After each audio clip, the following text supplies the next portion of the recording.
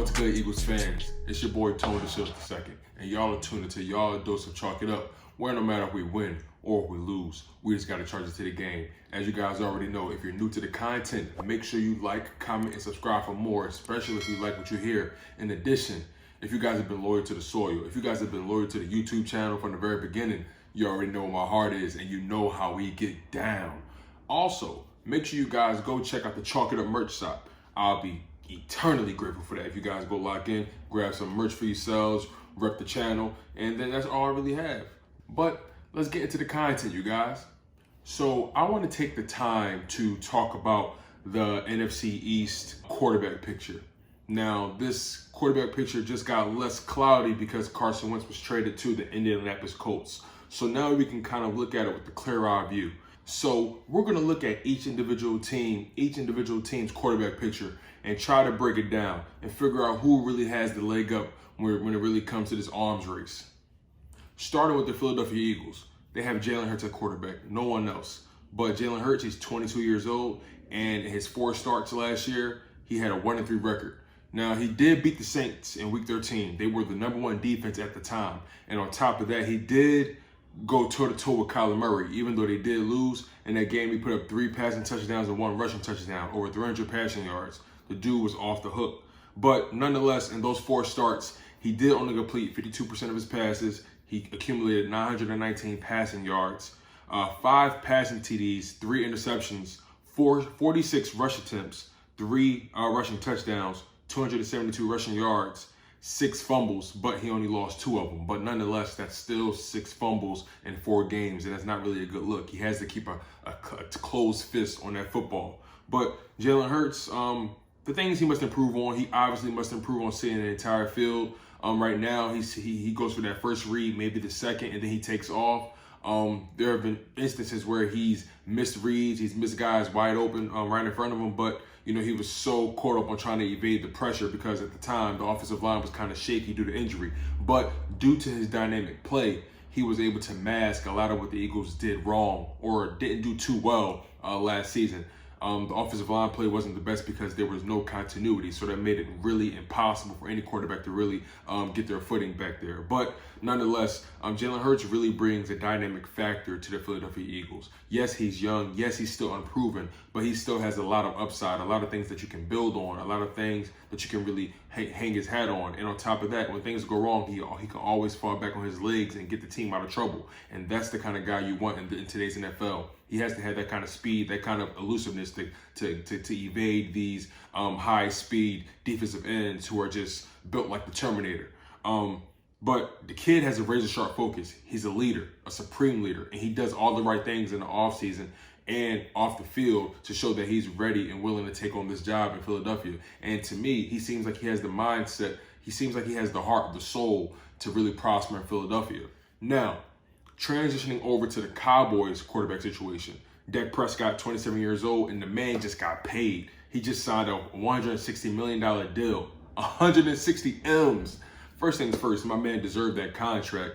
You know, rivalry aside, NFC East rivalries aside, the dude is a pretty good quarterback. I got to give Dak his respect. He puts up the numbers. It is what it is. Now, some of those numbers do come in garbage time, but he has the weapons. The team is pretty loaded. The team has been pretty loaded for a couple years, and they really haven't been able to do much with it.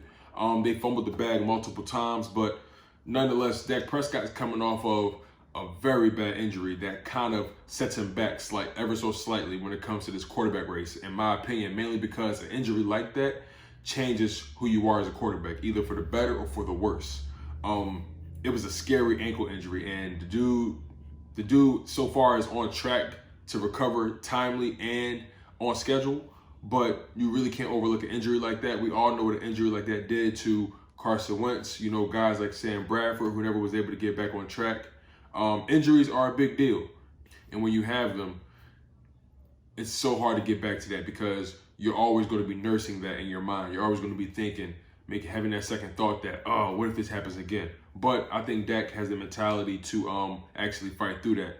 And in his career, he accumulated a 42-27 record. So we have to give him respect for that. He's won the division a couple times. So Dak Prescott is a decent quarterback to hang your hat on. We're going to see how much he's worth when it comes to the $160 million, because the Cowboys believe, they're Super Bowl contenders now just because they signed a check, and that's not really how this game works. But Dak Prescott, a good quarterback to really hang your hat on. Now, transitioning over to the Giants, they have Daniel Jones, Danny Nichols, Danny Pennies to me, 23 years old, and he has an 8-18 career record. Not good at all. New York is still wondering if he's the guy. Yet he's their only guy that they really want to have out there.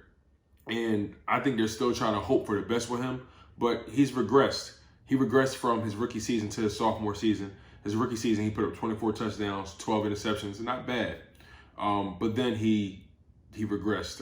11 touchdowns, 10 interceptions in 2020. Not a good look whatsoever. And he's just not a threat in my eyes at all. He doesn't really do anything that well. He's not as dynamic. Sure, he has some legs. He can move a little bit, maybe in a straight line where he can get fast on you. He did outrun the Eagles a couple times. I got to give him the respect for that.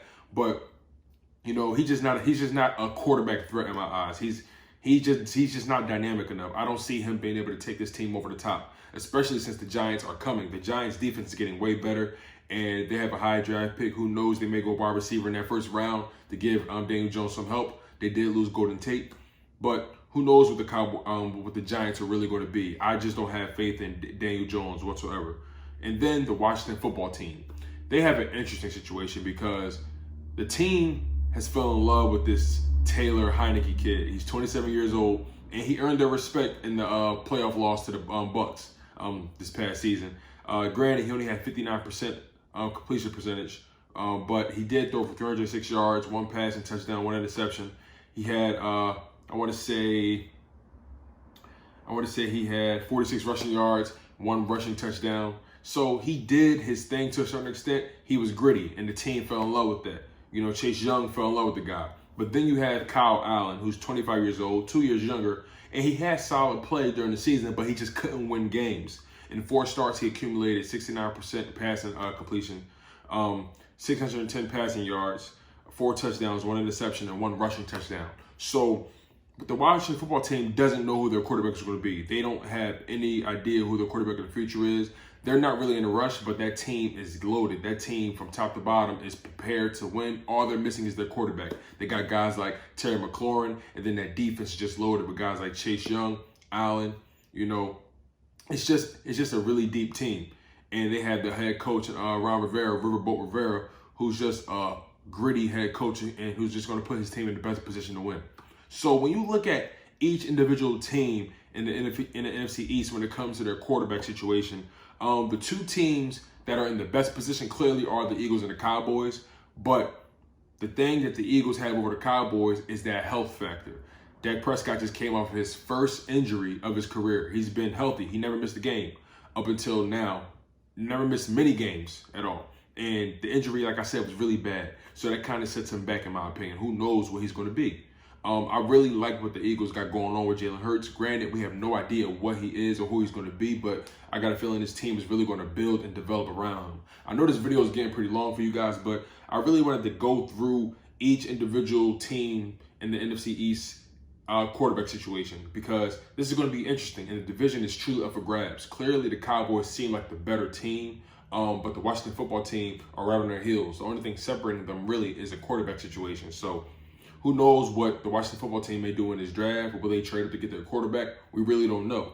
But I think the Eagles and the Cowboys are in the best position at quarterback as it stands right now. And I'm always going to go with my guy, Jalen Hurts. I'm always going to go with my team, the Midnight Green Philadelphia Eagles. But that's all I really have for you guys today when it comes to this video. I'm going to leave it at that. I'm your humble host, Tone the Shields II, and y'all were tuned into y'all dose of Chalk It Up, where no matter if we win or if we lose, we just got to charge it to the game. As always, if you guys are new to the content, make sure you like, comment, and subscribe for more, especially if you like what you hear, like what you see. I love giving you guys dope content, and it's all for the love. If you guys have been loyal to the soil, loyal to the channel from the very beginning, you already know what my heart is, and you know how we get down. Make sure you guys also check out the Chalk It Up merch shop. All the links are down below. You can support the channel down below. I would greatly appreciate that. We got various items, hoodies, shirts, face masks, neck gaiters, phone cases, whatever you want, I got it. And whenever you need, I can provide it. And I'm gonna leave it at that. I'm your humble host, Tone the Shields II, and y'all were tuned into y'all dose of Chalk It Up, where no matter if we win or if we lose, we just gotta charge it to the game. One love, and fly Eagles fly.